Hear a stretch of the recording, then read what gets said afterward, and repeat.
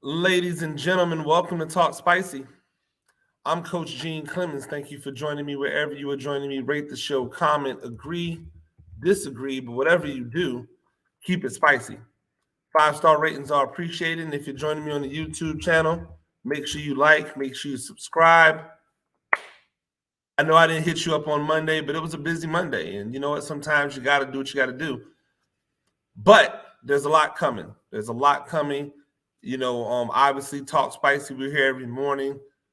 Zebra Stripes podcast will be back this week.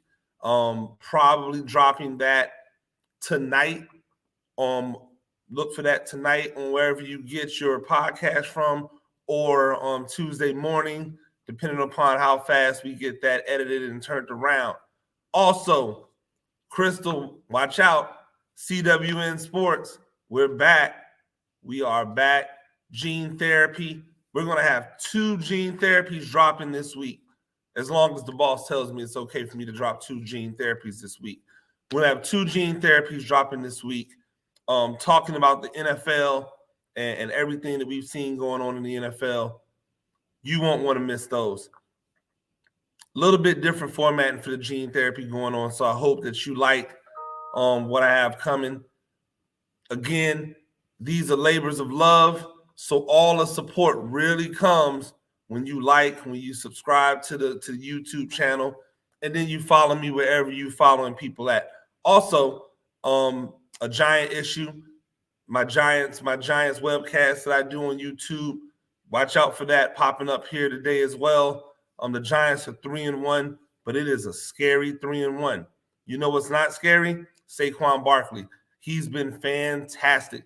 And that's where we really start today, because I think a lot of times what we deal with in society is people telling us that, this is valued more than something else is. And I'll give you an example in education. In education, a math and science teacher is valued more. How do I know that they're valued more? Well, the bonuses are always for math and science teachers, like sign-on bonuses. When you're talking about forgiveness, when you're talking about student loan forgiveness, and those programs are out there heavy for math and science. Scholarships, math and science, people who want to get into math and science education. Lots of money out there. You know where there's not a lot of money at? English.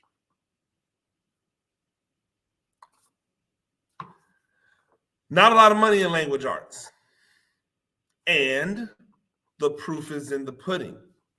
If you look at how many people we see out there now who are math and science heavy,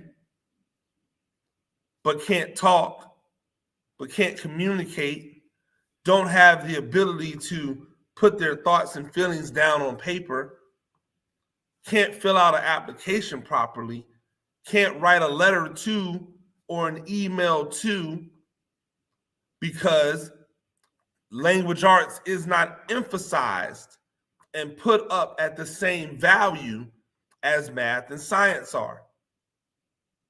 And because of that, because English is not put, or language arts, I gotta stop saying English, language arts, because we speak English, but we speak our own version of English.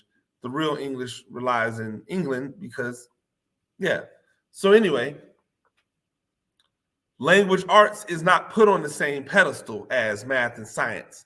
And because of that, you can see the fall off from students who just don't talk, right? They just don't talk the way. And then when they go out into adulthood, they take that same thought process with them out into adulthood. Well, positional value is something that you'll hear all the time in the NFL. You'll hear it all the time in college. I was just arguing. Not arguing. I was just trying to get some North Dakota State fans to understand that Hunter Lepke is not the featured back. Their argument is, well, how is he not? He has the most rushing yards. How is he not? How is he not? He's used in every aspect of the game. And I said, just because you are the most utilized doesn't mean that you are the feature. See, in my opinion, North Dakota State, and who am I to tell North Dakota State they're doing something wrong? They're winning championships, right? But that's a whole different story. Like, are they winning championships because they're just doing something offensively, defensively, just more magical than other coaches? Or do they just have better players? Right? Who knows? I'm not telling North Dakota State they should do something different. I'm saying that by not featuring him, he's not going to win a Jerry Rice Award. Not Jerry Rice, the Walter Payton Award. This is not, and the blowback from people who want to be contrarian is, well, they're not worried about individual goals, individual accolades. And I understand that. They shouldn't. Or should they? Right? Because if you spend 4 years of your life, 5 years in some cases, at a school, you don't transfer, you don't leave early. If your senior year comes and you are the man, doesn't that school owe it to you to kind of boost you? Because boosting you boosts the school. So instead of giving the fourth running back or the third running back 5 or 6 carries, give those to Hunter Lepke. Let him attack that 2,000-yard rushing that guys have gotten in the past. Let him be a dominant force. Then becomes the positional value. Well, he's going to go to the NFL and he's going to be this. Who says he has to be this? And just because he's going to be that at the NFL, what the hell does that have to do with him right now at North Dakota State? Oh, well, he's a fullback. He's not a running back. Who says? The only thing that says he's a fullback is the letters next to his name. That's it. If somebody changed that to RB, he'd be a running back. He sure as hell's out there running like a running back. I remember when Mike Allstott would go to the Pro Bowl every year as the fullback, and I went, what an absolute farce! Because as a fullback, of course he's going to have the best stats of any fullback because most fullbacks don't run the ball in the NFL. But he's being used in Tampa Bay as a running back. He's being used as a running back. So he was able to go to Pro Bowl after Pro Bowl after Pro Bowl as a fullback. Guess how many he would have went to as a running back? Because his stats, while good, while great, while phenomenal for a fullback, are just regular old stats in running back world. He wasn't beating out Emmitt Smith. You know what I'm saying? He wasn't beating out a Barry Sanders. He wasn't beating out whomever the legitimate running back was of that time. But he was a running back. And that probably cost him money, right? Because if he was labeled as a running back, at that time, that number and that value was higher than that of a fullback.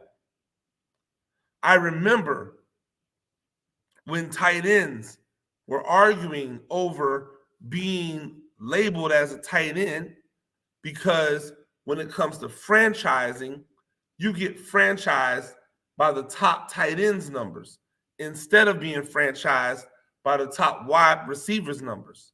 If I was Kyle Pitts right now, I would tell them I no longer want to be labeled as a tight end. Right now, I would tell them, and I would hold out over it.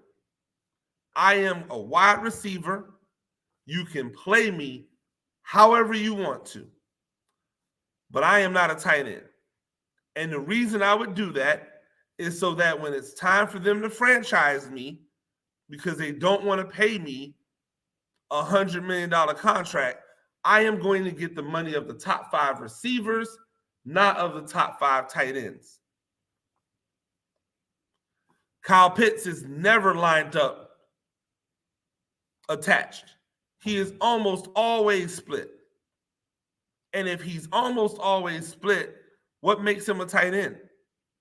The little thing in front of him. Positional value, right? People tell us that Saquon Barkley should be traded for something because that position isn't worth paying. Except if it was not for Saquon Barkley, the Giants would be 0-4 right now. If Saquon Barkley, the only legitimate offensive weapon that has showed up for the Giants, is not there, the Giants are 0-4. Because they're not winning these games because Daniel Jones is like wowing people. They're winning these games in spite of Daniel Jones. Giants fans don't want to hear it, but we could go other places. You think Dallas are winning games because Cooper Rush is lighting it up? No. They're winning games because Cooper Rush is playing well enough versus bad teams. The moment Cooper Rush is out there and they play a good team, they're going to get beat. But that's okay, because Cooper Rush's job is to keep the train on the tracks until the real guy gets back. And if you can't keep the train on the tracks until the real guy gets back, should you really be in that position? So here's what'll be interesting to me, right? As we continue to talk. Saquon Barkley is up for a contract. Based off of his play in the first 4 games, he deserves to be paid. Now, where he deserves to be paid is not for me to decide. He should try to get as much money as he possibly can, because that's the game, right? If they want to franchise tag him, if I'm him, I take the franchise tag. Why?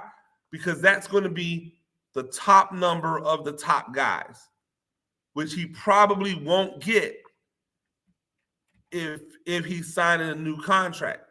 He'll probably get an overall more guaranteed money, but he probably won't get the top number of the top guys. He won't get Christian McCaffrey. He won't get Kamara money, that kind of stuff. So if I'm him, I sign that franchise tag. And then I ball out again. And you know what? I tell him, hey, sign me to a short deal. Don't sign me to a 7-year, 5-year deal. Sign me to a 3-year deal. Nobody said these guys had to last for 12 and 13 years. Just because a position isn't a position that lasts for 15 years or that has the potential to last for 15 years doesn't make it less valuable. The problem with positional value is overvaluing the position. That's why we have so many bad quarterbacks making over $100 million, making $25 and $30 million a year. We have too many mediocre, I shouldn't say bad, too many mediocre quarterbacks who are making more money than they should because somebody somewhere said that you can't, you have to have a quarterback. Well, yes, you do. But if you don't have one, why are you paying the one that you have like you have one? If you don't have one, don't pay the ones that are not the one like they're the one.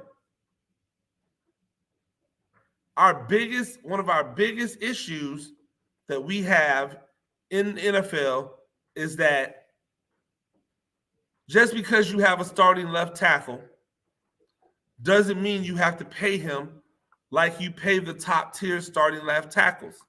And when people tell you, well, that's just the going rate. No, it's not. That's the going rate for that position at that level. If you're not playing at that level, you don't get that type of money. And if you want that type of money, then we move on from you. So Saquon Barkley is playing at that level. So if they wanted to pay him that type of money, I understand it. If Andrew Thomas wants a new contract, he is playing at that level, he should get paid that type of money. But other positions, maybe not. Even if someone's already said that that position is valuable. Once we stop overpaying, it makes it easier for us to then manage. Be willing to lose a bad prospect in order to get a better. Ladies and gentlemen, that's Talk Spicy. I'm Coach Gene Clemens. You just think a few times a week. Rate the show, comment, agree, disagree, but whatever you do, keep it spicy. 5-star ratings are appreciated. If you're joining me on the YouTube channel, like, subscribe. Until next time, peace.